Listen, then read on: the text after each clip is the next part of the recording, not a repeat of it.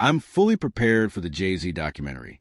The moment that legal letter was sent, I knew exactly what it meant. That was fear. And once I saw that, I felt it was time for people to see who Jay-Z really is. In my view, he and Diddy are cut from the same cloth. The only difference is Jay hides his control and arrogance behind a cleaner public image. This feud didn't start yesterday. It's been going on for nearly 20 years, and I've seen how he moves in the shadows. I've even questioned whether certain symbolic gestures like that so-called funeral bouquet were really Diddy's idea at all or Jay-Z acting on his behalf. Back when Nicki Minaj posted that viral video of Jay-Z in a pink wig, all I did was repost it, and suddenly his lawyers were contacting me. That reaction said everything. Around the same time, Nicki was reportedly working nonstop to help build his platform. Yet, there have long been allegations that millions in her royalties, figures as high as $7, $90 million, were never properly paid out. Those claims have never been fully resolved in the public eye. Over the years, his name keeps popping up around key moments: the elevator incident, guest list at Diddy's parties, industry power plays. But somehow he always walks away untouched. That's what people say he does best: pull strings behind the scenes while... I'm fully prepared with everything I need for the Jay-Z documentary. The moment he sent that legal letter, I knew I had to let the world see who he really is. He and Diddy are cut from the same cloth. He just hides his arrogance and control behind a cleaner image. Our feud has lasted 20 years, and I know better than anyone what he's done in the shadows. I even suspect that so-called funeral bouquet wasn't Diddy's idea at all, but Jay-Z acting on his behalf. Back when Nicki Minaj posted that video of him wearing a pink wig, all I did was repost it, and he got so nervous he had his lawyers threaten me. In 2015, Nicki worked her ass off helping him build his platform, and he allegedly pocketed her $7.9 million in royalties. And then there's his fingerprints all over key incidents through the years, whether it's the elevator footage or the guest list at Diddy's parties. He was involved, clearly, but somehow he always walks away untouched. That's what he's best at, pulling strings behind the scenes while pretending to be spotless in public. And now that a corner of the darkness has been ripped open, I'm not stopping. Everything my team and I are doing isn't about attacking anyone, it's about making sure the truth can't be buried by him ever again. JayZ ain't answering the phone? He ain't answering the motherfucking phone. Hey, it's like this, like... We had a black billionaire's lunch. Black excellence, they're sitting there like, yeah. It's the billionaire brunch. Oh, Like, I hate you, man. And we here together, and we gonna keep staying together. We getting tighter. unaware of anything going on here. This is the one time I'm gonna be with you this year. Yo, I feel like I'm normal again. Get me out of here. Presenting himself as spotless in public. Now, that part of this darkness has been exposed. I'm not stopping. What my team and I are doing isn't about attacking anyone. It's about making sure the truth can't be buried again. Silence only works when people are scared to talk. And that era is ending. There's a bigger conversation here about power, image, and so-called black excellence. Billionaires standing shoulder to shoulder, protecting each other, pretending nothing is happening, while people inside the system, men and women, are still trapped. That's the part that gets lost. 50 Cent has said repeatedly that he was never part of Diddy's inner circle. He's explained that certain invitations and situations made him uncomfortable years ago, which is why he kept his distance. That distance, according to him, is exactly why he feels confident speaking now. When the allegations against Diddy became public, 50 said he learned about them the same way everyone else did through the news. But none of it surprised him. Jaguar Wright has gone even further. She has claimed that Jay-Z is worse than Diddy, alleging that he committed acts against women that rival or exceed what the public has already seen. She has said she has scars to prove it, and has alleged that Jay-Z attacked her and Sean Carter aided and abetted or was directly involved. It's about to get real tense, and there's a lot of girls and boys who are still trapped inside the machine. That it was recorded similar to the allegations surrounding Diddy.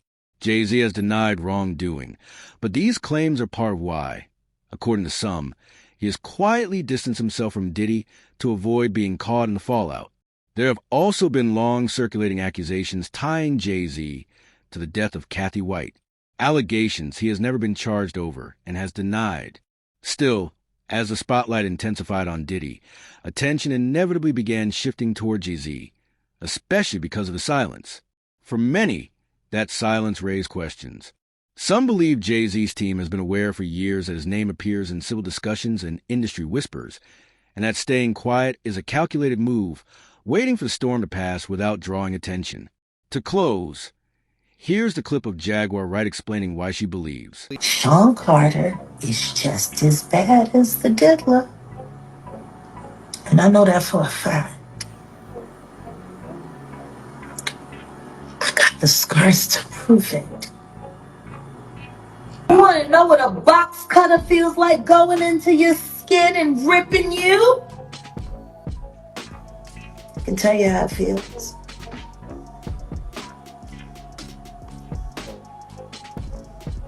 Y'all ain't seen shit yet.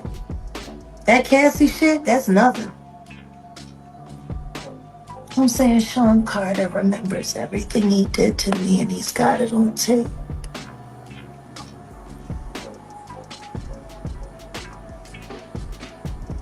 Just like Diddy.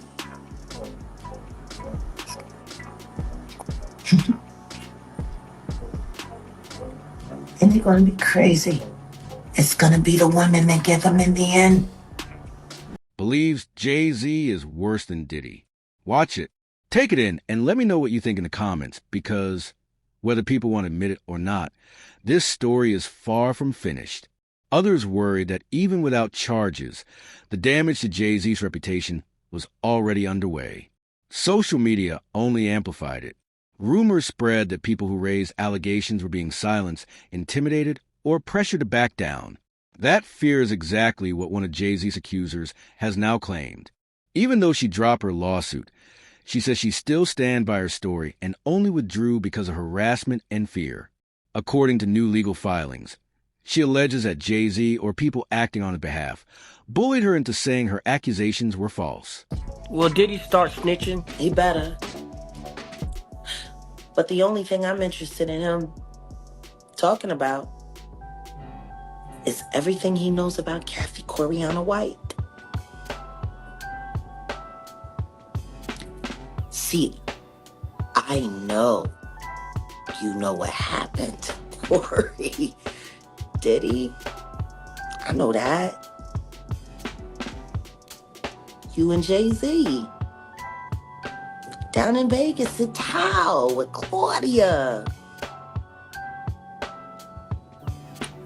Why don't you just talk about Kathy? That might help. That might help a lot. Kathy Coriana White, Jay-Z's pregnant mistress, who died 24 hours after she announced that she was going public with their relationship and the baby, while he was married to Beyonce.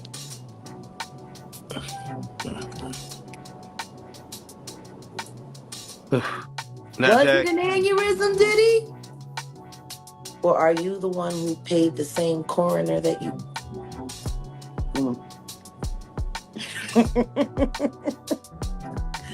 Oh, Diddy, you should talk. In those documents, Jane Doe claimed she was recently approached outside her home by two individuals who identified themselves as investigators working for one of Jay-Z's attorneys. She says they tried to pressure her into signing an affidavit stating her claims were untrue. She refused. She also alleges they questioned her about whether her lawyer, Tony Busby, sought her out and offered her money to pursue false allegations, something she denies. What shook her most, she says, was how they found her. Her identity had remained anonymous in both media coverage and court filings. She later claimed her parents were also approached by investigators asking similar questions. According to her, that was the breaking point. She says she dropped a lawsuit because she feared being publicly exposed, harassed, or worse. Industry insiders say even one criminal investigation could change everything, not just for Diddy, but for anyone closely connected to him. That's why many believe 50 Cent's documentary matters. It isn't just about one person. It's about how power operated behind the scenes. Who knew what and who might be pulled into the spotlight next. There's also growing speculation about how Diddy remained protected for so long. Some believe he surrounded himself with powerful allies and... How close was Diddy and Jay-Z?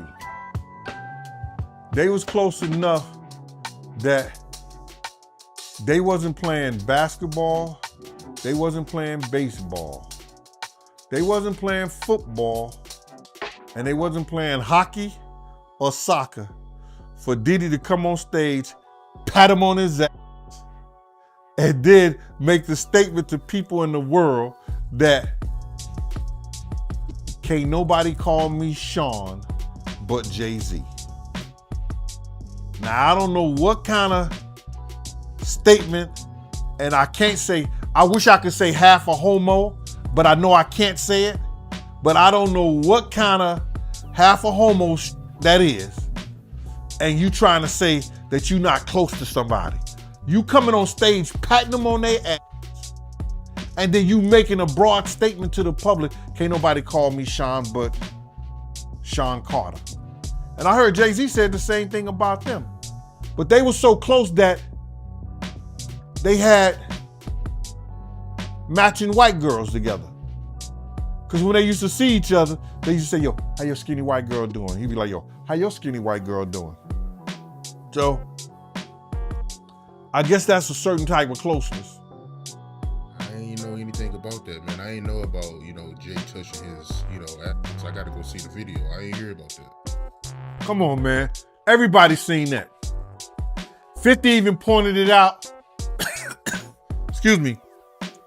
When they was in ATL on stage. Remember when 50 bum rushed the stage with them? Yeah, I think I recall that. When Puff came on stage, first thing he did was pat Jay-Z on that. But I forgot. That's your favorite rapper. Hey, him and Pac is 1A, 1B. But what's your issue with Jay, man? I ain't know you had an issue with him. I'm never a fan of somebody that I was gonna knock out. Controlled information. Others claim that as pressure mounted, Diddy may have begun cooperating with authorities to lessen his own situation. That's where the most explosive rumor enters. That Diddy could be talking, and that Jay-Z's name may be part of it. Some commentators say if Diddy is cooperating, the only thing that really matters is what he knows about Kathy Corey White. White, who was alleged to have been romantically involved with Jay-Z, died in 2001. Her death was... That's how these guys are, man. They'll cause situations and cause problems, and then they'll forget what they done because they on a whole nother atmosphere. You know what I'm saying? A lot of shit that he did, you gotta understand, like, now he'll say that they're kids because he's raising kids of his own. You understand? But how would you like it that if Blue Ivory, 15, 16 years old, 17, 18 years old, dating in his early 30s? You're not gonna go for that. No matter what she came through in Hollywood. But you gotta understand, guys who was around there, we didn't know Jay-Z them ages. We didn't know these cats' age. You know what I'm saying? They wasn't having no beards and nothing like that. They was wearing low cuts. You understand? Clean face. I would have never believed when Jay was coming around the block, scooping up the young girls and stuff like that he was 30 years old.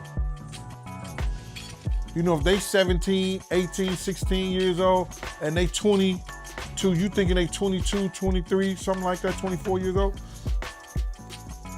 They mom and them need to check them, they daddy and them need to check them. But that's not that far off. But for somebody to be 30 years old in their 30s, and they dealing with kids 16 years old, 17, 18 years, that's a problem, that's an issue.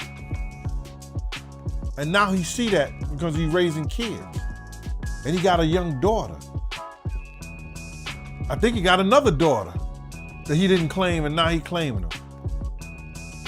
These cats was doing a whole lot of stuff that people in the industry won't speak on. And then now that you're speaking on it and it's becoming where is that you can get on YouTube and you could talk about this shit and say what you seen or say what you heard, You understand? Or what you know. Some people look at it being a problem. But these cats ain't street cats. They entertainers. Ruled an aneurysm. But speculation has lingered for decades since the documentary's release. One thing is clear. This isn't just about revisiting the past. It's about what happens next. Every new detail brings more attention to the people who stayed silent, especially Jay-Z. That focus intensified when Gone Deal reacted to Jay-Z's lawyer, claiming Jay and Diddy were never close. From Gene's perspective, that statement made no sense. He recalled moments on stage where Diddy publicly showed familiarity with Jay-Z, even saying only Jay-Z could call him Sean. To Gene, that wasn't casual. It was... It's just odd to see him in that, getting looked at in that way by white people. Like Jay does, yeah, like I hope that shit didn't happen, but I'm like, damn, they turned the world real. Like people on a certain level have been fucking with him a certain way where he couldn't do no wrong for like 25 years straight. This is the first time he's not getting a pass with white media. Like he can control black media because a lot of them either work or do business with him. But like, Drink Champs can't get him out of this one, and neither can Charlemagne, because those are the guys that hold him down no matter what he does anyway. So he got to get to People Magazine and Entertainment Tonight right now, because they on his head. But the question is why? Like why now? Because for me, I'd be like, yo, that's so ridiculous, yo, take that to trial. You're not gonna win. Let's get a deposition or something, So I don't know why they on his head so much, pause. But I never seen him, under this, I never seen him in this position to have to explain himself. Pause. How you feel about the statement he came out with? I mean, I didn't hear him say anything. I heard a piece of, like I said, for me, I'm doing an interview, so I talk. I thought it was long. For a statement, I thought it was long, pause. But, I think right now, his silence is the worst thing for him if he is innocent. He needs to let people ask him questions, and he needs to be able to say his side of the story, as opposed to letting that lawyer talk. Intimate industry closeness. He also pointed out how often the two appeared together, how relaxed they were around each other, and how that closeness was visible to anyone paying attention. Even 50 Cent has publicly referenced those moments, keeping old clips circulating online. When asked if his criticism was personal, Gene said it wasn't about fandom. He explained that some people at the top move through situations, create damage, and then forget about it because they're operating in a different world altogether. In Gene's view, power changes perspective. Actions that would haunt ordinary people barely register to those at the top. And that, he says, is why so many questions remain unanswered. Questions that are now being asked louder than ever. Gene Deal says context matters when people talk about ages and appearances back then. He explains that a lot of people are. I don't think I would have said that he didn't know Puff at all or wasn't his friend. I thought that was a little extreme. I thought that was the wrong choice of words. I think that's going to trigger a lot of backlash. But the thing is, I never seen him get backlash at all. So that's what I'm saying. Now he getting backlash. Like, when did you know Jay-Z to be on his heels other than when he got beat up in the elevator? But that was nothing. But I've never seen him under the fire ever. Not in a long time. Not like, I've never seen people on his head like that, Paul. Ever. Yeah, this might be my first time seeing people come at him like this. Like I said, I didn't hear him say anything. Like, I'm not some white man speaking for another black man doesn't add up. It just doesn't work like that. Like, he doesn't know what to say on Jay's behalf. Jay would have to say that. So if he instructed him to say that, like, you don't even know if Jay told him to say that. He could have got off the stage and they was like, why'd you say that? He was like, I had to. Like, he probably said it because homeboy wouldn't. You know what I'm saying? So who knows? Like, I didn't hear him say anything. I haven't heard Jay say a word yet. Have you? Nah, I haven't heard him say anything. There it is. So y'all going by a piece of paper with words, don't get caught up in that. I have not heard him say one thing yet. You know? Until I see him speak, he hasn't spoke to me. That's why I said I don't think he did not say that. His lawyer said it. So that what else is a lawyer gonna say? You know what I'm saying? Around the industry didn't actually know how old Jay-Z or others really were.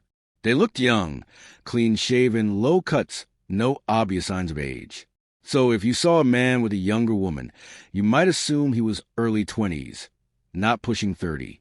But Gene says that assumption changes everything once the truth comes out. If someone is actually in their 30s dealing with girls who are 16, 17, or 18, that's no longer a misunderstanding. It's a problem. That's where the issue becomes serious. He adds that people didn't question it then, but now with hindsight, and with Jay-Z raising daughters of his own, the optics. And there was this one part where 50 was talking, and he was saying, yeah, when Yayo was locked up, every G Unit show, we actually put aside the money. Bro, I told for him, you. And he had like he's like, Yayo had like $1 million. Right. I just told you when I came out of my building, I see the Statue of Liberty. Yeah. There was no way I was getting shot there. And this is what I kind of tell you is like, when we was talking about stacks with the Porsche, 50's not gonna let you say, get the Porsche. He gonna say, let's get him out the hood first. You know, if the money's there, but the money has to be there for you to live like that. The money's there. 50 didn't have to do that. Rest in peace to Hervé from Interscope, because he always said to me, man, 50 do more for you than any artist, than anybody does for their artists, more than Jay-Z. Young Guns was right there. Look very different. According to Gene, a lot of behavior in the industry went unchecked because nobody spoke on it. Now that platforms exist where people can say what they saw, heard, or experienced, some powerful figures see that as a threat. But Gene is clear. These aren't street guys. They're entertainers, and entertainers rely on image. Dame Dash, Jay-Z's former best friend and business partner, recently weighed in as well. What stood out to him wasn't just the accusations, but the reaction. Dame says he's never seen Jay-Z face this level of public scrutiny before, especially not from mainstream white media. He says to people, he goes into boardrooms and says to people, which I will never say, is he says, it's important for me to be a billionaire, you know, because black people need to be billionaires. And why does specifically he, at that time, I've had this conversation with white money people when they go, you know, it's important that Jay-Z becomes a billionaire. And I go, why? And they said, because he wants to open up a casino. You know, he wants to open up this, he should have an alcoholic brand. He needs to have a casino. He needs to have this. And you're like, why the fuck does anybody need a casino? Like another fucking casino money in this world. And it makes it very possible for people to launder money all day. Yeah. So like, why, even the fact that you want to become so powerful, then you're not saying because he needs to build schools for black people in black neighborhoods. It's because he wanted to build casinos for black people. For them to keep wasting their money and then for him to keep Yes. giving them overpriced merchandise. It's a rat trap. Yeah. All of it is. The sad part is that hip hop has now turned itself over to this greed machine and doesn't realize it's time to unplug. Decades, Dame says Jay-Z seemed untouchable. He always got a pass. This time feels different. Denny points out that while Jay-Z may have influence over black media through business ties and relationships, that protection doesn't extend the same way to outlets like People Magazine or Entertainment Tonight. And now those outlets are paying attention. Dame questions the strategy. If Jay-Z is innocent, why not speak directly? Why allow lawyers to do all the talking? From Dame's perspective, silence is doing more harm than good. He believed Jay-Z should answer questions himself, instead of letting statements come through legal channels. Dame also criticized the claim that Jay-Z and Diddy were never close. He felt that distancing was extreme and unnecessary, and likely to trigger backlash. To him, denying a well-documented friendship doesn't look like protection. It looks defensive. What struck Dame the most is that this is the first time he can remember Jay-Z being truly on his heels. Outside of isolated moments like, why does it all come to a head now? Why now? Why? Because he's the acceptable monster at this time, like R. Kelly was the last time I sat on this couch. So who's next? Y'all don't see the lineup? Yeah, we see the lineup. I'm just waiting to see who's next. JayZ is setting Diddy up. Why is everyone having such a hard time? He ain't doing shit different. He lined up D-Haven, stole his life and identity. He lined up Big L, stole his life and identity. He lined up Dame Dash, stole his life, identity, and took his love. Lined up R. Kelly. He wants to be the one. Yeah, shout out D-Haven. He actually hit us up, wanted to tell this story. You need to talk to D-Haven. Yeah, we need to talk to him. I told you that last year when I put you on the phone with. the infamous elevator incident. Jay-Z has never had to explain himself publicly like this. Dame says he's never seen people come at Jay-Z this hard, this openly, or this persistently. He also made a key distinction. Jay-Z himself hasn't spoken. Everything people are reacting to comes from paperwork and lawyers. Dame warns against confusing legal statements with personal truth until Jay-Z speaks directly. Dame says people are reacting to silence, and silence leaves room for speculation. In Dame's view, that's the real shift. For the first time in his career, Jay-Z isn't controlling the narrative, and that alone signals that something has changed. For most of his career, Jay-Z has rarely had to explain himself publicly. According to Dame Dash, that's what makes this moment different. For the first time, the pressure isn't isolated or passing. It's constant, and that raises a bigger question. Why does 50 Cent seem so locked in on exposing Jay-Z? History with Diddy alone doesn't fully explain it. According to Tony Yo, the tension between 50 and Jay-Z goes back years and is rooted in competition, loyalty, and how each man moves within hip-hop. Yeo explains that hip-hop has always been competitive. Artists clash, egos collide, and rivalries form. But there are moments when people mature and move forward. He points to a recent show where 50 performed with Drive Dre and Cameron unexpectedly joined him on stage. Years earlier, they had real issues, but that moment showed growth. Cameron recently said that Jay-Z loves business more than hip-hop culture, and Yo understands why people feel that way. He says Jay-Z shows up for high-profile corporate events, but doesn't always show the same presence for hip-hop moments that matter deeply to artists. Yeo contrasted that with how 50 Cent moves. He recalled how, when Yo was incarcerated, 50 put money aside from every Gunna show so that Yo would come home financially secure. Yeo says it added up to nearly $1 million. To him, that says everything about leadership. He explained it this way. 50 doesn't tell people to buy luxury cars first. He says, let's get you out the hood first. The lifestyle comes after stability. And 50 didn't have to do that. He chose to. Even record executives told Yo that 50 did more for his artists than many industry giants ever did. Yeo believes the real difference between Jay-Z and 50 is approachability. Jay-Z operates on an elite level, but he's distant. 50, despite being just as powerful, still shows up. He stays connected to his people and remembers who helped build him. Then came the moment that stuck with Yeo the most. He said, I believe Puff felt they was close. Oh. But if you was a person on the outside looking in, like me and Uncle Paulie used to always talk about it, me and D-Rock was talking about, yo, why Puff kind of like sucking Jay off so much? You know what I'm saying? Because you be like, we done flew to 5 or 6, 7 different concerts that Jay-Z has. But Jay-Z is not at one of Puff's shows. You know what I'm saying? You look at the Rock brunch where Puff will break his neck to get to the brunch.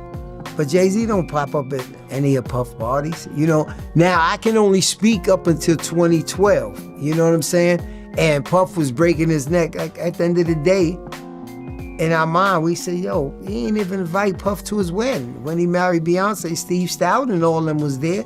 You know what I'm saying? And Puff was kind of in his feelings, but once again. Oh, Puff was upset he didn't get invited to the wedding? Of course he was. You know what I'm saying? But you got to remember, we're security, so we're bottom on a tote pole. So he's not going to show you that it really affects him until you have a little conversation with him, or you say something, or you overhear something.